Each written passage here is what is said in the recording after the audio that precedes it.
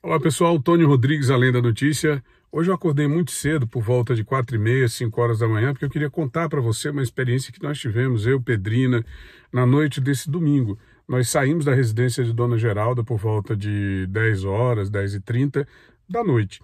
E nos deparamos na esquina com dois elementos bastante suspeitos. Eles pararam uma moto exatamente nesse trecho que eu vou mostrar agora para vocês, e ali eles ficaram durante longos e intermináveis minutos, numa situação extremamente incômoda para quem ali naquele momento ainda estava acordado. Aqui geralmente as pessoas costumam se recolher muito cedo, a rua fica praticamente deserta e nós ficamos, claro, assustados com a presença desses dois indivíduos. Agora, muito cedo, quem acorda a essa hora, geralmente quem está fazendo algum tipo de atividade física ou quem já está se deslocando para o trabalho. Bom, nós saímos ali da casa da Dona Geralda, aquela casa do Muro Verde lá, como se vê, fica bem perto aqui da esquina. O local onde eles estavam era exatamente aqui, nessa esquina. Terreno baldio aqui do lado, tá vendo? Em frente a esse terreno baldio eles ficaram parados e a iluminação pública ali do poste, ela fica prejudicada, claro, porque tem as árvores e hoje em dia eles estão recomendando que a iluminação seja colocada abaixo da copa das árvores, porque quando a copa das árvores cresce, toda a área aqui na parte baixa fica no escuro, que foi exatamente o que aconteceu. É evidente que não aconteceu nada demais, mas isso nos assusta por conta dos indicadores de violência e criminalidade que acontecem principalmente aqui na cidade da gente, né? Altos é uma cidade que tem pouco mais de 40 mil habitantes, fica a 42 quilômetros de Teresina, na região da Grande Teresina. É uma cidade próspera, portanto é um atrativo. Isso é um dos fatores que nos preocupa. O outro fator é exatamente o histórico de violência e crime que acontece aqui. Na residência mesmo do seu João, meu sogro, 3 vezes já aconteceram assaltos, né?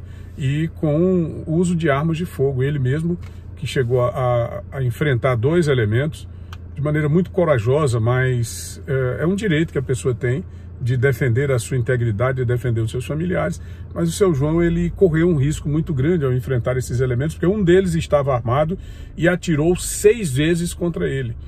As balas falharam, como eles dizem aí no jargão policial, a arma bateu o catolé e o seu João sofreu um dos disparos, pegou aqui na região lombar.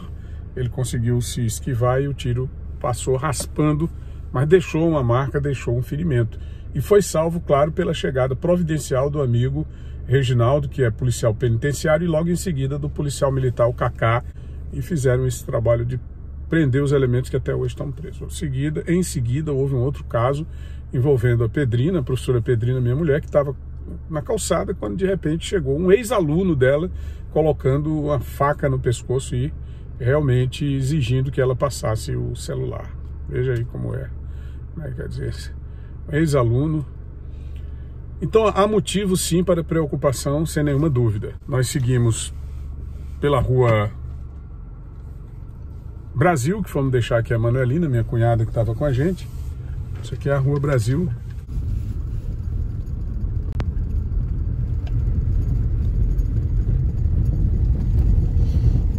Essa rua aqui não está deserta só porque são as primeiras horas da manhã, não. É porque é hábito mesmo ela ficar desse jeito a qualquer hora do dia ou da noite. Também nós tivemos um outro episódio que aconteceu exatamente ali. Ali na porta da casa da Manuelina, quando fomos interceptados por um elemento armado e 2 elementos de moto que estavam dando suporte para um provável assalto. Eu já mostrei isso aqui no canal. Foi aqui, ó, exatamente aqui. Em seguida, eu e a Pedrina seguimos aqui pela rua Coelho Neto e logo ali adiante, logo depois ali da Travessa Brasil, nós nos deparamos com um carro da Polícia Militar, com as sirenes ligadas, e eles estavam atendendo uma ocorrência numa dessas residências ali. Eu não perguntei qual era a residência, até porque era inusitado fazer esse tipo de pergunta naquele momento. Mas aí a Pedrina se comunicou, foi exatamente aqui, nesse local que eu estou passando agora. A Pedrina se comunicou com um deles. Acho que o policial nos vê, ficou até de certo modo assustado, mas ele se prontificou em verificar quem eram os elementos suspeitos que estavam aqui na rua Vicente Pestana, nas proximidades da residência ali do meu sogro, seu João Veloso. Ficamos esperando aí demoradamente e não apareceu ninguém. Eles Quando passamos de novo, eles já estavam no mesmo local, ou seja, eles não foram fazer a verificação, e se foram, os homens já tinham partido, porque quando nós voltamos à rua, realmente eles já tinham partido. Mas foi realmente uma coisa que nos deixou temerários por conta exatamente desse histórico, não é?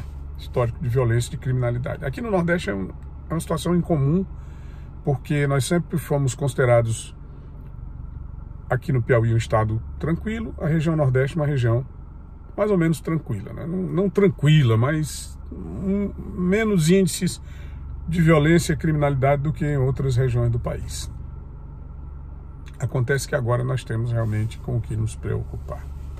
Bom, mas eu queria complementar esse vídeo falando também sobre o que aconteceu na Bahia no final de semana. A polícia baiana, mais uma vez, se destacando como a polícia mais letal do país, eliminou 6 elementos que eram acusados de crimes diversos, inclusive de tráfico de drogas e homicídios, que são crimes hediondos. Deixou 15 feridos e se destaca como a polícia mais letal do país, comandada pelo PT desde o ano de 2007. Estamos aqui questionando a ação da polícia, estamos aqui dizendo se foi certo ou foi errado, porque os policiais dizem que os elementos foram mortos em confronto com a polícia. Não, nós não estávamos presenciando, não vimos a operação, não acompanhamos a operação, estamos aqui fazendo apenas um comentário depois que tudo já aconteceu. Mas o problema é o seguinte, a imprensa brasileira, em nível nacional, a gente tem visto Rede Globo, Jornal Folha de São Paulo, Jornal o Globo, outros mais, o Estado de São Paulo, questionar as operações policiais militares realizadas em São Paulo, alegando inclusive que estaria havendo execuções nas incursões feitas pela polícia nas favelas. A mesma coisa, o mesmo tipo de tratamento não se verifica em relação à polícia comandada pelo PT no estado da Bahia, nos estados da região Nordeste. E a Bahia é hoje o estado onde a polícia tem o maior índice de letalidade, ou seja, mais pessoas morrem provocadas por operações policiais na Bahia do que em qualquer outro lugar do país. Para que se tenha uma ideia, há pelo menos 3 semanas nós tivemos um único final de semana com 31 mortos pela polícia baiana. E agora, nesse último final de semana, mais 6 mortos. Então são 37 pessoas mortas em 3 operações. É preocupante, viu, pessoal? Preocupante.